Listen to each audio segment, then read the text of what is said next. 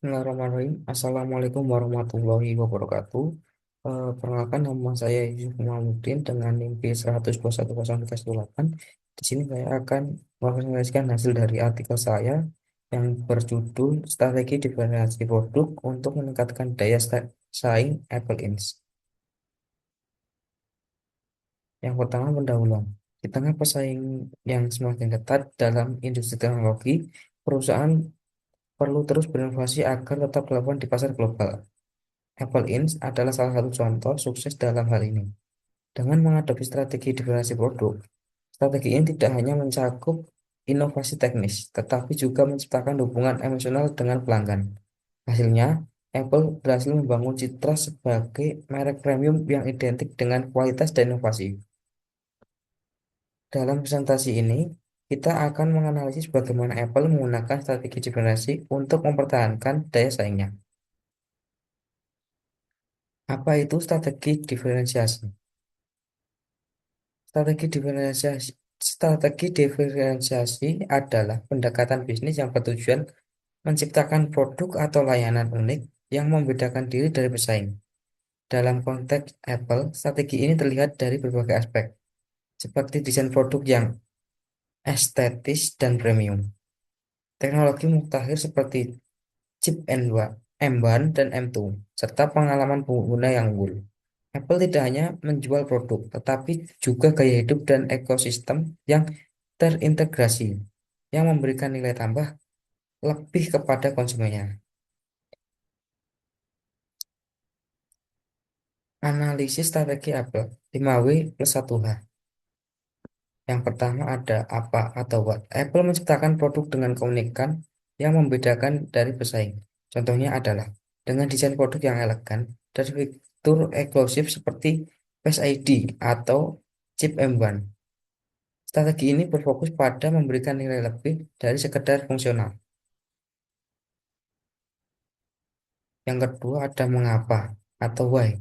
Dalam pasar teknologi yang kompetitif, strategi ini membantu Apple tetap unggul dan mampu menetapkan harga premium. Loyalitas pelanggan yang tinggi juga menjadi alasan utama penerapan strategi ini. Yang selanjutnya siapa atau who.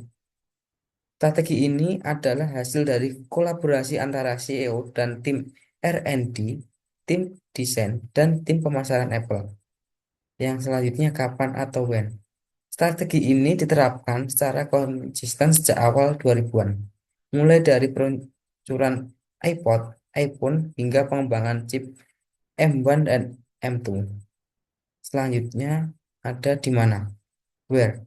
Pasar utama Apple adalah negara maju seperti Amerika Serikat, Eropa, dan Jepang. Tetapi mereka juga mulai menjangkau pasar negara berkembang. Yang terakhir ada bagaimana atau who.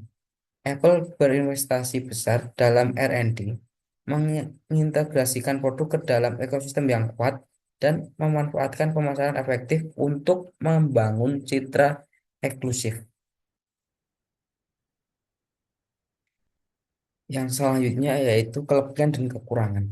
Kelebihan Apple berhasil menciptakan loyalitas pelanggan yang sangat tinggi melalui produk berkualitas tinggi dan ekosistem yang terintegrasi.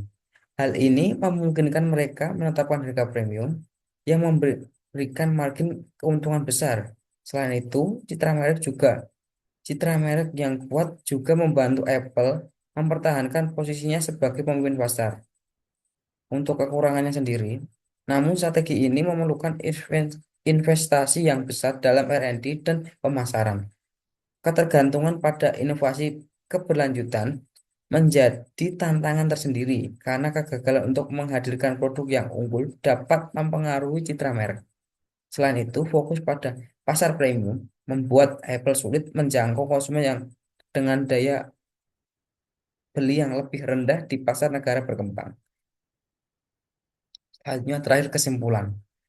Strategi diferensiasi produk telah menjadi fondasi kesuksesan Apple di industri teknologi. Dengan terus menciptakan inovasi yang relevan, Apple mampu mempertahankan posisinya sebagai pemimpin pasar.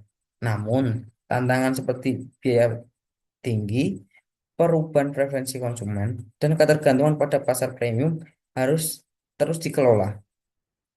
Strategi ini memberikan pelajaran penting bagi perusahaan lain bahwa inovasi, desain, dan pengalaman pelanggan adalah kunci untuk bertahan dan berkembang di pasar yang sangat kompetitif.